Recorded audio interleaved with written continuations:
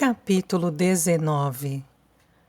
Vamos congelar se continuarmos no convés por muito mais tempo, alertou Bennet. Mas, doutor, é mais saudável aqui em cima do que lá embaixo, disse Hope com um sorriso. Ou você quer fazer travessuras comigo novamente? Ela não queria voltar para a pequena cabine, ainda não. O vento e os borrifos de água do mar eram estimulantes, e a vastidão do oceano a fascinava. Também era agradável estar longe das pessoas por um tempo. Claro que Bennet não contava. Ela achava que poderia passar todas as horas de todos os dias com ele, sem se sentir irritada ou entediada. E ele tinha um talento maravilhoso para perceber se ela queria ficar quieta ou se estava com vontade de conversar. Hope achava que talvez ele fosse o marido mais perfeito do mundo. Muitas vezes perdera a esperança de que fossem se casar um dia, pois já tinham se passado 4 anos de seu 18º aniversário, quando ele lhe comprara o anel de noivado. Naquele dia, ele lhe dissera que estava pensando em se tornar médico militar, mas Hope não o levara muito a sério. Porém, Bennet estava mesmo falando sério. 6 meses depois, alistou-se na ilustre brigada de fuzileiros como médico assistente. E ela, então, achou que poderia perdê-lo, pois seu regimento estava sempre em movimento. Winchester, Canadá e, por fim, África do Sul, para as guerras do Kafir, o que tornava impossível vê-lo. Hope mudou-se para o novo Hospital Geral de Bristol, na Guiney Street, para trabalhar como enfermeira. Bennet escrevia constantemente para ela, cartas engraçadas, calorosas, o que fazia seu amor por ele crescer ainda mais. Mas os serviços de correio eram lentos e pouco confiáveis, sobretudo na África do Sul, onde às vezes se passavam meses sem uma carta, e depois 6 ou 7 cartas chegavam ao mesmo tempo. Ela teve períodos muito desalentadores naqueles 4 anos. Às vezes, a solidão era quase paralisante, principalmente quando Bennet foi para o Canadá e ela se mudou para o Hospital Geral, onde não conhecia ninguém. Em St. Peter, ela tinha a companhia das jovens mães de sua enfermaria e algumas delas se tornaram boas amigas, que ela visitava em suas casas durante o dia de folga. No Hospital Geral, porém, foi para a enfermaria masculina e a religiosa encarregada era uma megera que menosprezava Hope o tempo todo. A fiscalizava sem cessar. Desconfiava de qualquer tipo de familiaridade com os pacientes e fazia todos os dias parecerem intermináveis. Era bom estar em um hospital melhor, mas Hope se sentia uma estranha naquele lugar. Possuía habilidades de enfermagem e conhecimentos médicos bem superiores aos das senhoras que trabalhavam ali, caridosamente como enfermeiras voluntárias, mas não pertencia à classe delas. E as enfermeiras com antecedentes iguais aos seus pareciam rejeitá-la, porque também não era uma delas. Sentindo falta de Bennet, com medo de que nunca chegasse o dia em que seria sua esposa e frustrada, pois a grande maioria das pessoas considerava ser enfermeira uma profissão inferior, não estava muito esperançosa. Muitas vezes tinha a impressão de estar presa a uma espécie de roda, de moinho girando sem ir a lugar nenhum. No entanto, em janeiro de 1854, Bennet voltou para a Inglaterra, insistindo para se casarem, assim que pudessem organizar a cerimônia. Ele havia mudado muito durante sua temporada na África do Sul. Além do rosto bronzeado, cabelo clareado pelo sol e corpo mais musculoso por causa do exercício regular da equitação, ele também estava muito mais resoluto, confiante e sociável. Aprendera muito com os médicos mais antigos do regimento. Habituou-se a realizar cirurgias bastante complicadas, sob condições precárias, e a dirigir o próprio hospital de campo. Viver e trabalhar em um ambiente totalmente masculino o fortaleceu, e ele não se preocupava mais com a opinião do tio sobre como deveria viver sua vida. Hope tinha encontrado o Dr. Cunningham muitas vezes enquanto Bennet estava ausente, tanto em St. Peter quanto no Hospital Geral. Ele se comportou com muita frieza no começo, pois com certeza a culpava por seu sobrinho ter deixado sua clínica. Mas talvez Alice o tivesse influenciado, pois aos poucos começou a tratá-la com mais simpatia, e um ano depois passou a conversar com ela quando a encontrava. Fora apenas no ano anterior, entretanto, que ele finalmente admitiu que a considerava uma boa enfermeira e que Bennet talvez não tivesse cometido um erro em querer se casar com ela. Hope poderia ter ficado ofendida com essa observação, mas ia muitas vezes visitar Alice no seu dia de folga, que lhe dizia que o velho médico falava dela em termos altamente elogiosos. Hope imaginava que ele teria preferido que o sobrinho se casasse com alguém que contribuiria para melhorar sua carreira, mas se ele pensava tal coisa, não a expressava. E foi ele próprio quem sugeriu que ela deveria sair logo do Hospital Geral e ir morar na Harley Place até o casamento, pois havia muitos preparativos a fazer. Casaram-se próximo a Harley Place, em Christchurch, no início de fevereiro, num dia gelado com ameaça de neve. Alice fez um traje de casamento para Hope, um vestido de lã, num tom de rosa escuro, com as anquinhas da moda, e uma capa da mesma cor, com capuz orlado de pele. Não convidaram muitas pessoas. Alice e sua irmã, Violet, o Dr. Cunningham e alguns velhos amigos de Bennet, incluindo Mary Carpenter. Hope daria tudo para ter seus irmãos e irmãs presentes em um dia tão importante, mas, como simplesmente não era possível, tentou não pensar neles. Ao partirem para a lua de mel em Lyme Regis, Bennet sugeriu visitarem Ruth e o marido em Bath o mais rápido possível. Acreditava que se Hope lhes explicasse tudo, eles decidiriam como deixar o resto da família saber, para que Albert não prejudicasse Nell. O Dr. Cunningham havia emprestado sua carruagem para levá-los a Lyme Regis e, com um tijolo aquecido sob os pés, aconchegada em uma manta de viagem e com o marido ao lado, Hope sentia-se tão feliz que não queria pensar em nenhum assunto sério. Não falava com ninguém da família havia 7 anos, e algumas semanas mais não fariam qualquer diferença. Hope sabia que, ainda que vivesse até uma idade muito avançada, jamais esqueceria sua noite de núpcias. O quarto, em uma pensão com vista para o mar, era muito caloroso e convidativo. Havia uma lareira, cortinas grossas de brocado que protegiam do ar frio da noite. Uma cama com dossel, uma vela acesa e uma mesa redonda preparada para a ceia do casal. Tinham bebido conhaque no caminho para se aquecer, e depois de dividirem uma garrafa de vinho, Hope ficou bastante alta.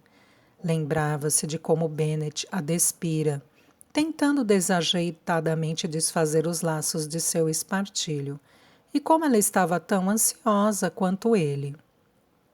Ele beijou as marcas vermelhas que as barbatanas apertadas tinham deixado em seu corpo e murmurou que o espartilho não deveria ser usado de novo durante toda a lua de mel. Ela pensou que ficaria assustada e envergonhada e estava convencida de que sentiria dor, mas no momento em que ele a pegou no colo e a deitou na cama, acomodando-se depressa ao seu lado, todos esses pensamentos desapareceram. Bennet era muito terno e gentil. Lembrava-se de como acordou antes de Bennet de manhã e por um momento não soube onde estava. Mais tarde contou a Bennet que foi como morrer e acordar no céu. A cama macia e quente, a paz da casa e o som de ondas batendo na praia lá fora. O que não disse a ele, porém, foi que ficou deitada, observando-o dormir. Nunca o tinha visto adormecido antes, e seus traços, que muitas vezes pareciam severos, tornavam-se muito mais suaves e juvenis. O sol quente na África do Sul fizera pequenas rugas aparecerem em torno de seus olhos, o que dava a impressão de que estava sorrindo. Ele tinha raspado o bigode para o casamento e seus lábios parcialmente ocultos antes mostravam-se cheios, lindamente desenhados e muito desejáveis. Até aquele momento, tinha sentido apenas ódio por Albert, mas de repente ocorreu-lhe que, se não fosse por sua crueldade, ela nunca teria conhecido Bennet. O tempo não tinha apagado o horror daquele período de sua vida. A fome, a miséria e o desespero que sentiu nunca a deixariam. Ainda se lembrava de Gussie e Betsy em meio à agonia daquela doença medonha e o alívio que sentiu quando Bennet chegou para ajudá-la. Era tão ingênua na época que não tinha percebido como era extraordinário um médico ter aparecido. Claro que fora por intervenção de Mary Carpenter, mas mesmo assim, quando estava em St. Peter, ela logo descobriu que nem mesmo essa especial benfeitora dos pobres poderia ter induzido algum outro médico a entrar em Lewisham. Mais tarde, contaram-lhe que apenas um pequeno grupo de médicos em Bristol usara seu conhecimento para ajudar as vítimas da epidemia de cólera.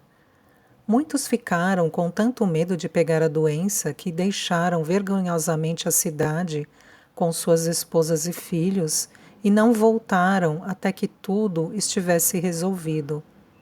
Bennet não parecia um herói.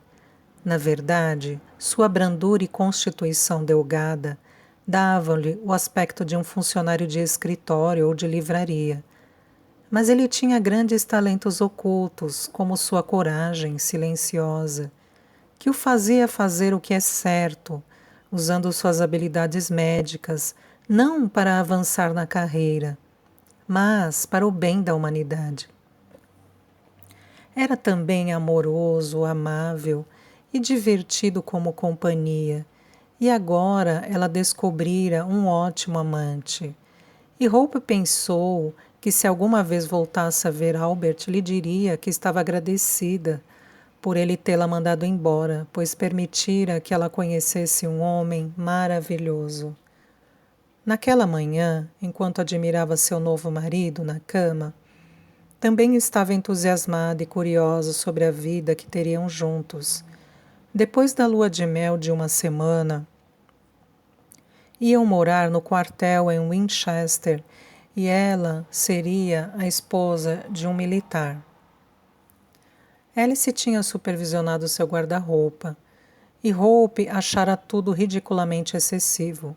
4 novos vestidos para o dia, 2 vestidos de noite, sapatos, montes de anáguas e outras roupas íntimas, toucados e um casaco grosso de inverno, tudo embalado em um novo e reluzente baú. Alice, todavia, ajudada e encorajada por Bennet, insistiu ser muito importante que ela transmitisse a imagem correta. Claro que não tão suntuosa quanto as esposas dos outros oficiais, pois, embora Bennet fosse tecnicamente um oficial, sendo um não combatente, ele pertencia a uma categoria inferior. Mas ela precisava se distinguir das esposas de militares dos outros postos. E como teria uma criada em Winchester, teria que aprender a se comportar como se fosse algo a que estava acostumada. Hope achou graça de tudo isso. Não conseguia imaginar ter que mandar alguém lavar suas roupas, preparar uma refeição ou fazer a limpeza. Contudo, Alice a repreendeu e lembrou-lhe que a criada seria a esposa de um soldado, e se ela não aprendesse a ser firme, era provável que a mulher se aproveitasse dela, e Hope se tornaria motivo de riso em seu meio. A menina acreditava que a maioria das esposas dos soldados era como Betsy, exuberantes, barulhentas e um pouco rebeldes. Mas Betsy sempre se orgulhara de Hope ser instruída e mais elegante que ela. Será que ela e Gussie ficariam horrorizados por ela ter se tornado enfermeira? Quase podia ver Betsy balançando a cabeça com perplexidade e alegando que sua amiga não estava boa da cabeça. Mas eles certamente ficariam felizes por ela ter se casado com Bennet. Betsy lhe lançaria aquele seu olhar de praxe e diria que Hope agora não era mais uma menina, mas uma mulher de verdade. Nos dias que se seguiram, Hope teve a sensação de que realmente se tornara adulta. Sentia-se confiante em suas roupas novas e bonitas, e a maneira distinta e decorosa de ser que considerava apropriada à esposa de um doutor parecia-lhe fácil. No entanto, foi uma surpresa descobrir que podia ser tão sensual. Mesmo quando saboreavam uma refeição em um restaurante ou enfrentavam os ventos fortes da orla marítima. Você acha que todos os casais são assim? Perguntou a Bennet, na última noite da lua de mel. Na manhã seguinte, voltariam para Winchester e estavam relutantes em pegar no sono, como se pensassem que nunca mais teriam oportunidade de estar juntos e fazer amor de novo. Suponho que alguns devem ser, sim, disse ele com um sorriso largo, mas acho que muitos oficiais que conheço não têm tanta sorte. Suas esposas parecem evitá-los a todo custo. Bem, talvez os oficiais não sejam muito bons nisso, disse Hope, montada em Bennet e colocando a mão dele em seu corpo. Talvez todos façam como aquele capitão de navio com o qual Betsy esteve. Ela passou a evitar todos os homens. Bennet riu. Durante toda a semana, Hope teve grande prazer em relatar muitas historinhas obscenas contadas a ela por pacientes, por mulheres que conhecera em Lewisham e por Betsy. Dava-lhe certa excitação poder compartilhar essas coisas com um homem. Bennet também as apreciava e, por sua vez, contou-lhe algumas de homens que ele conhecia. Mas não quero ver você dando instruções sobre essas coisas em Winchester, disse ele com severidade fingida. As esposas dos militares costumam ser muito sérias e formais, e não quero que façam mexericos a seu respeito. Então, é melhor que não nos deem uma cama muito barulhenta, retrucou ela, inclinando-se para a frente e cobrindo o rosto dele de beijos. Hope lembrou a Bennet aquela observação quando estavam debruçados na amurada do navio olhando para o mar. Ela ficara horrorizada ao ver como os beliches eram pequenos, embora não tivesse intenção de dormir sozinha em um deles. Acha que vamos conseguir ter uma cama no lugar para onde vamos? Ouvi alguém dizer que vamos dormir em barracas. Pode ser verdade, respondeu ele. Vi embarcarem um grande número delas, e tomei a precaução de trazer 2 camas de armar. Mas toda essa campanha é mesmo muito esquisita. Ninguém, nem mesmo os comandantes, parece saber exatamente para onde vamos. Ouvi falar de Malta, de Constantinopla, mas o que faremos quando chegarmos lá? Ninguém sabe. Durante meses, os jornais haviam se ocupado intensamente do problema entre os turcos e os russos. Até onde Hope entendia, tudo começara em Belém, por causa de uma igreja que havia sido construída no local onde Jesus nasceu. Os católicos e os clérigos ortodoxos russos a reclamaram, e então os turcos, que disputavam com a Rússia havia anos, entraram na contenda. Antes de Bennet voltar para casa em janeiro, já se falava de Inglaterra e França apoiarem a Turquia, caso houvesse uma guerra. A Inglaterra não queria que a Rússia ganhasse o controle sobre o Mar Negro, pois era uma rota comercial importante. Mas, acima de tudo, a opinião geral era que fazia tempo que a Rússia estava merecendo levar uma boa surra, e ninguém parecia saber ou se importar com que finalidade. Durante a lua de mel, Bennet dissera que a brigada de fuzileiros da qual fazia parte poderia ser enviada para o leste europeu, mas certamente não esperava que isso acontecesse tão depressa. Logo depois de voltarem para Winchester, ele foi informado que seu regimento sairia de Portsmouth dentro de alguns dias. "Você acha que haverá mesmo uma guerra?" perguntou Hope. Ela estava animada demais para se importar. Antes da lua de mel, só o conhecia. O que conhecia era Bristol, e o único mar que vira era o do canal de Bristol. Parecia-lhe incrível estar no vapor Vulcan, junto com cerca de 800 homens, sob o comando do tenente-coronel Lawrence, descendo pela costa da França e da Espanha para depois entrar no Mediterrâneo. Espero sinceramente que possa ser evitada. Bennet franziu a testa ansioso. Faz 40 anos desde Waterloo, e com o Duque de Wellington morto, acho que os oficiais que ainda não passaram pelo batismo de sangue e que vão dirigir este espetáculo não terão nenhuma noção de estratégia, nem mesmo do que é preciso para se lutar em uma guerra. Os homens da Brigada de Fuzileiros são mais do que competentes, bons de tiro, e tiveram a Guerra dos Kafirs para afiá-los.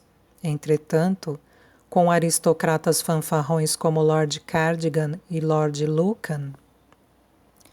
Ele se calou abruptamente, talvez sentindo que não ficava bem acusar oficiais de cavalaria. Hope sabia exatamente a que ele se referia. Lord Cardigan nunca saía das páginas dos jornais. Era considerado o oficial mais arrogante da Inglaterra e o mais estúpido. Foi criticado por fomentar brigas e duelos, chicotear seus homens e vitimar outros oficiais, mas, por ser quem era, conseguiu escapar do castigo. Lord Lucan era seu cunhado, um homem com tão pouca noção de humanidade que havia fechado o asilo de pobres em Castlebar, na Irlanda, durante o grande período de fome do país, para deixar de alimentar miseráveis que não tinham mais a quem recorrer. Como os dois também se odiavam, as perspectivas não eram boas para os homens que serviriam sob suas ordens. Mas os homens em Winchester estavam doidos por uma luta, comentou Hope, lembrando a excitação que pairava no quartel. Hope era uma novata completa quanto à vida militar, mas ficou emocionada assistindo a um desfile dos fuzileiros. Seus uniformes verde escuros com alamares negros eram tão elegantes, as botas e os canos dos fuzis bem polidos reluzindo à fraca luz do sol, tudo num passo perfeito, marchando orgulhosamente ao ritmo da banda. Eles pareciam formidáveis. Talvez, retorquiu Bennet. Qual é o problema? Perguntou ela.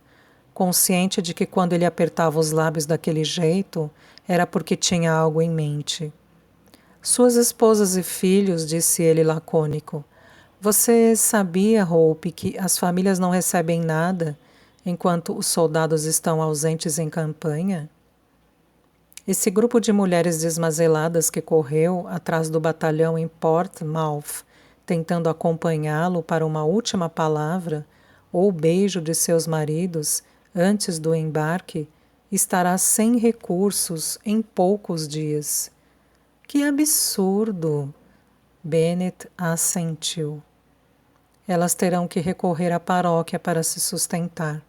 Mas, como muitas dessas mulheres são canadenses, o pequeno conforto que obteriam lá lhes será negado, pois, como sabe, só se pode receber auxílio da paróquia em que se nasceu. Você quer dizer que vão morrer de fome? Exclamou Hope estarrecida. Sim, a menos que tenham parentes a quem recorrer, ou decidam vender seus corpos. O que mais lhes resta quando se tem filhos pequenos para alimentar? Bennet calou-se, evitando contar a Hope a verdade sobre o que vira quando fora convocado na noite anterior. Ele sabia, claro, que o costume era as esposas que desejassem partir com o marido serem escolhidas por sorteio na noite anterior à entrada do regimento em serviço ativo. Apenas 6 esposas por companhia podiam ir, e todas as mães eram excluídas. Ele e Hope estavam dormindo quando o cabo Mears bateu em sua porta e disse a Bennet que seus serviços eram necessários. Esperando que não fosse nada mais grave do que dar alguns pontos em alguém depois de uma briga de bêbados, ele disse a Hope que voltasse a dormir e saiu com o cabo. Mas o cabo o levou até a parte de trás de um galpão, e à luz de uma lanterna viu o primeiro sargento John Wagner caído no chão em meio a uma poça de sangue, com a garganta cortada e uma navalha ainda em sua mão. Quando Bennet o tocou, viu que estava gelado e que devia estar morto havia algum tempo. Ele saiu durante o sorteio, explicou Mears. Sabíamos que estava aborrecido por sua esposa e filho não poderem vir, mas não esperávamos por isso. Mas ele era um bom soldado, com 15 anos de serviço, exclamou Bennet exasperado. Deixar a esposa e o filho sem sustento foi demais para ele. Mears deu de ombros, embora só Deus saiba como achou que isso fosse ajudar. O que foi, querido? Perguntou Hope, interrompendo seu devaneio. Nada. Só estou pensando que este país não trata seus soldados muito bem, respondeu Bennet, sem coragem de esfriar a animação de Hope para o que ela achava que seria uma aventura maravilhosa, contando-lhe o que tinha presenciado na noite anterior. Mas você precisa dar uma olhada nas mulheres a bordo e escolher uma delas para ser sua criada. Todas ficarão satisfeitas com o dinheiro extra, mas procure uma que seja limpa e honesta.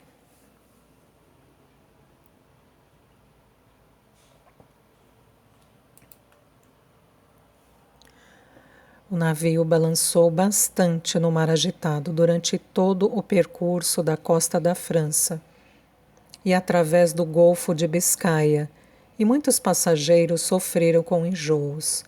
Mas Bennet e Hope ficaram notavelmente bem, e isto deu a Hope uma oportunidade de ouro para se misturar aos soldados e suas esposas doentes, dando-lhes primeiro araruta e em seguida caldo de carne, para reconstituir as forças, depois de passado o mal-estar. Queenie Watson foi a mulher que Hope escolheu como criada, mas não por sua limpeza ou honestidade, e sim por seu brio. Queenie e seu marido fuzileiro Robbie haviam forjado um plano para o caso de Queenie não ser escolhida no sorteio.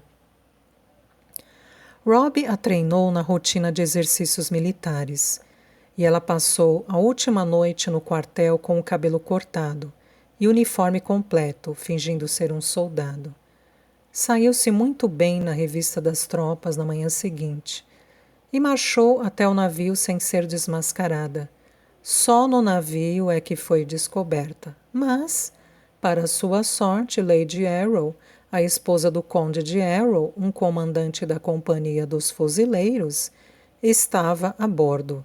Suas duas amigas, a Marquesa de Stafford e a Duquesa de Sutherland, despediam-se dela. As três senhoras simpatizaram com a situação de Queenie e persuadiram o conde a deixá-la viajar com eles. Assim que Hope ouviu falar sobre o incidente, teve certeza de que gostaria da mulher e não se decepcionou. Queenie tinha cabelos ruivos, traços duros e personalidade contestadora. Além de coragem, Hope achou que ela tinha muito senso de humor. Já que seria obrigada a ficar na companhia de outra mulher por longos períodos, queria alguém que fosse ao menos divertida. 6 semanas depois de deixar a Inglaterra, chegaram a Scutari, na Turquia, no dia 7 de abril. Tinham passado algum tempo em Malta, depois se mudaram para Galípoli, onde receberam a notícia de que a Inglaterra e a França tinham declarado guerra à Rússia. Ainda não sabiam qual era o destino final. Novos boatos circulavam quase todos os dias, o que poderia situar a atividade militar em qualquer ponto entre Odessa e o Danúbio. Mas Hope já havia experimentado algumas das dificuldades que poderiam acontecer com uma esposa de militar em uma campanha.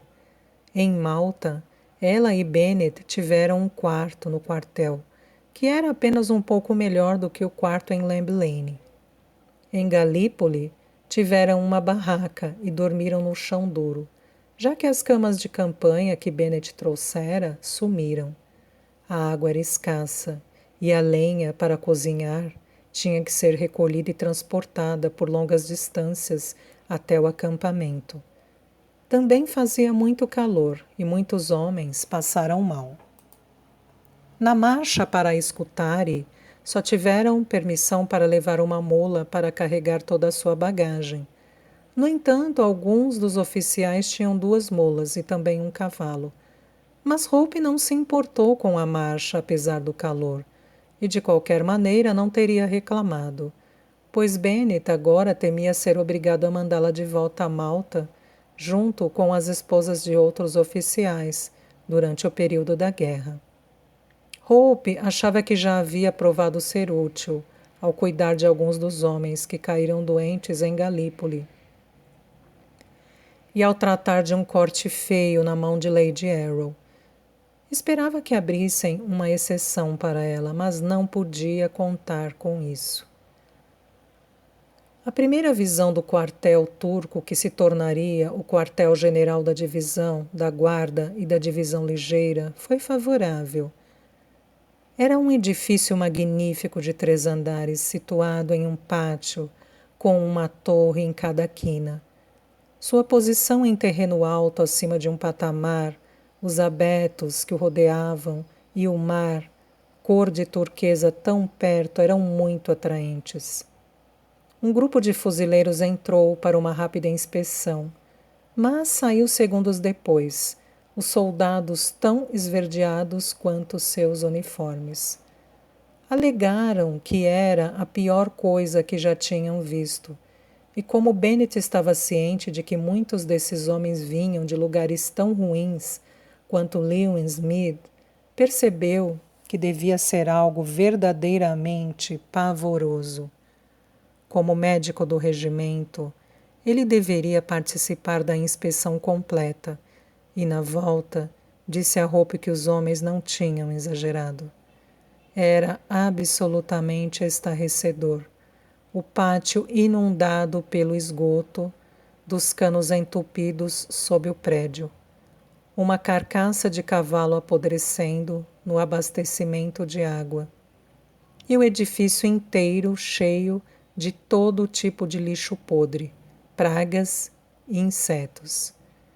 Estava fora de questão que a brigada de fuzileiros se instalasse no prédio, de modo que foi montado um acampamento bem distante do quartel, para que não sentissem o cheiro que emanava do lugar. Bennett não foi ele mesmo naquela noite.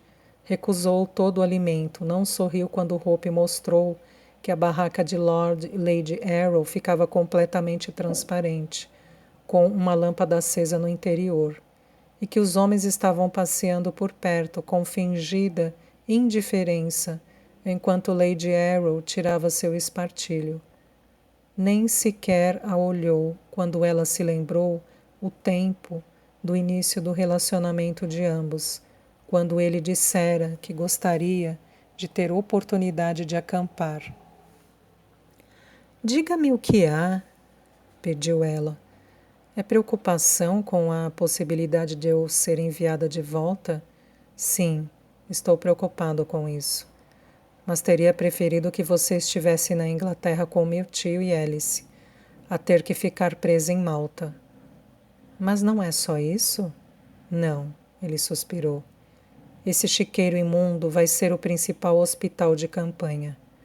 Os homens podem limpá-lo, mas não temos camas, cobertores, nem remédios.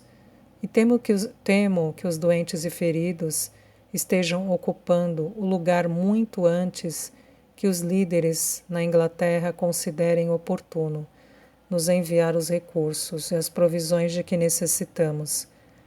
Acha que vai haver uma batalha em breve? Perguntou Hope. Ela não podia deixar de se entusiasmar. Muitos dos soldados lhe haviam confiado que mal podiam esperar que os combates começassem e a contagiaram com seu entusiasmo. Ele deu de ombros. Ouvi hoje que esperam tomar Sebastopol na Crimeia. Ele esboçou um mapa tosco do Mar Negro na terra para mostrar onde estava Sebastopol, mas é preocupante. Sou apenas um cirurgião. Mas se estivesse no comando, a primeira coisa que faria seria reconhecer este lugar em que estamos. Poucos entre nós nem sequer sabem onde estão. E ninguém sabe se é ou não bem defendido. Nossos uniformes não são adequados a este clima quente. Não acho que tenhamos provisões suficientes. Temos apenas uma fração do equipamento médico necessário. E até agora não vi nada que chegue perto de servir para se usar como ambulância. Você se preocupa demais, disse Hope aproximando-se para abraçá-lo. Lady Arrow me disse que estaremos indo em breve para um lugar chamado Varna e que lá mais tropas se juntarão a nós. Tenho certeza de que todo o resto do equipamento chegará a tempo.